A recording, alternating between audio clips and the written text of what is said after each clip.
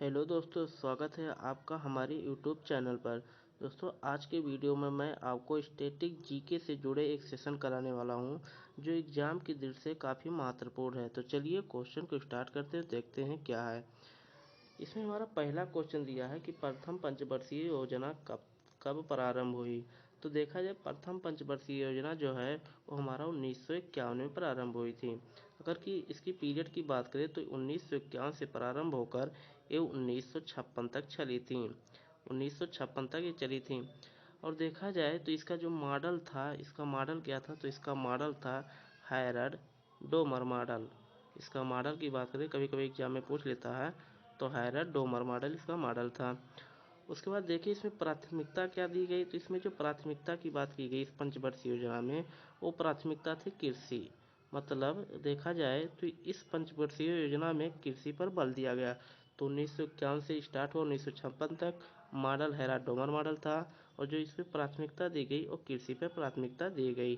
तो चलिए, आशा करता हूँ ये समझ में आ गया होगा। चलिए नेक्स्ट क्वेश्चन की बात करते हैं।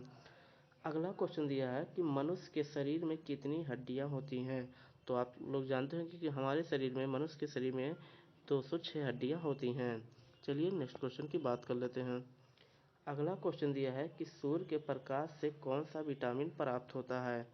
तो सूर्य के प्रकाश की उपस्थिति में हमें विटामिन डी प्राप्त होता है। अगर हम विटामिन डी की बात करें तो इसका जो नाम होता है, रासायनिक नाम, उससे कहते हैं कैल्सीफेरॉल।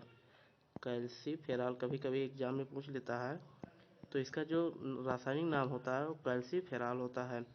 अगर इसकी कमी से हम रोग देखें तो इसकी कमी से एक रोग होता है जिसे हम कहते हैं सूखा रोग। सूखा रोग कहते हैं, या इसी रोग को हम कहते हैं रिकेट्स। इसी रोग को रिकेट्स कहते हैं। रिकेट्स जो कि विटामिन डी की कमी से होता है। तो इसका रासायनिक नाम कैल्सीफेरॉल हो गया। इसकी कमी से सूखा रोग होता है या इसी को रिकेट्स कहते हैं। तो आशा करता हूँ ये क्वेश्चन आपके समझ में आ गया होगा। चलिए नेक्स्ट क्वेश्चन की बात करते हैं। अगला क्वेश्चन दिया है स्वर्ण मंदिर कहाँ स्थित है। अगर स्वर्ण मंदिर की बात करें तो ये आपका अमृतसर में स्थित है। अमृतसर की दोस्तों बात करें तो अमृतसर आपका ये पंजाब राज्य में पड़ता है। अमृतसर जो है आपका पंजाब राज्य में पड़ता है। अभी आप जानते हैं कि अमृतसर में, पंजाब राज्य में चुनाव हुआ है विधानसभा का, जिसमें 117 सीटों पर चुनाव हुआ है, जिसमें यहाँ के मंत्री बने हैं जिसका नाम भगवंत मान है। भगवंत मान यहाँ के सीएम बने हैं। इनकी पार्टी ही आप, मतलब आम आदमी पार्टी इनका है। चलिए नेक्स्ट क्वेश्चन की बात कर लेते हैं। अगला क्वेश्चन दिया है चार मीनार कहाँ स्थित है।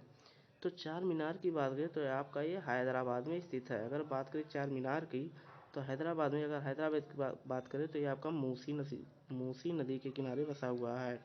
मूसी नदी के किनारे बसा हुआ है।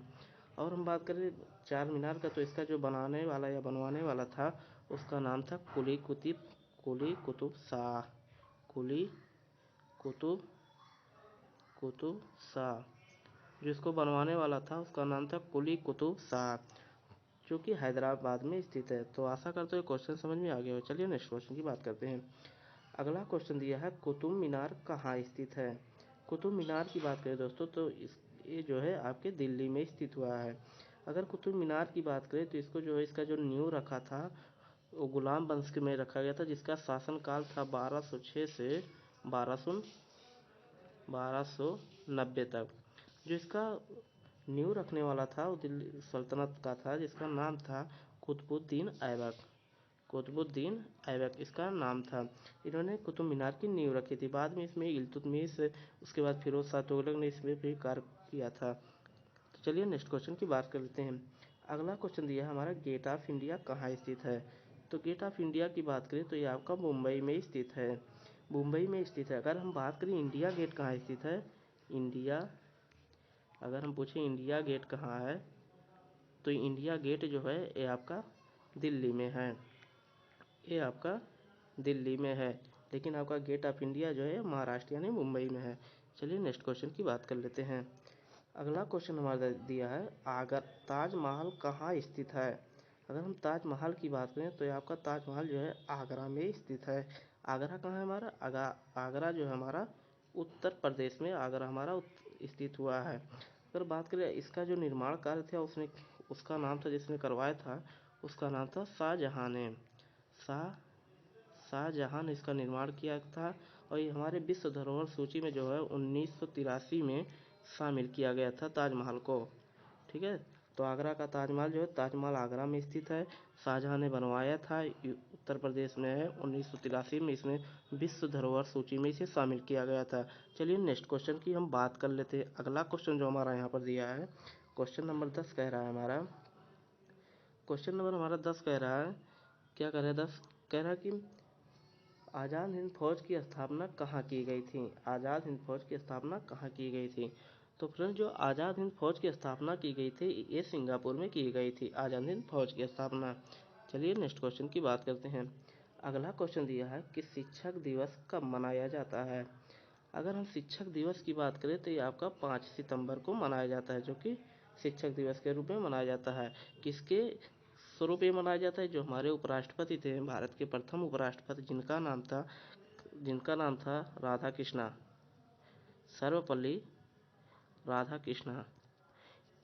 इन्हीं के जन्मदिन के अवसर पर हम भारत में 5 सितंबर को शिक्षक दिवस के रूप में मनाया जाता है। चलिए नेक्स्ट क्वेश्चन की हम बात कर लेते हैं। अगला क्वेश्चन हमारा दिया है, क्वेश्चन नंबर 12 हमारा, कि इंकलाब जिंदाबाद का नारा किसने दिया था। तो इंकलाब जिंदाबाद का जो नारा था, उस हमारे भगत सिंह ने दिया था, इंकलाब जिंदाबाद का नारा। चलिए नेक्स्ट क्वेश्चन की हम बात कर लेते हैं। अगला क्वेश्चन दिया हमारा, करो या मरो का नारा किसने दिया था। तो फ्रेंड, जो करो मरो का नारा वो महात्मा गांधी ने दिया था। कब दिया था, ये 1942 में दिया था।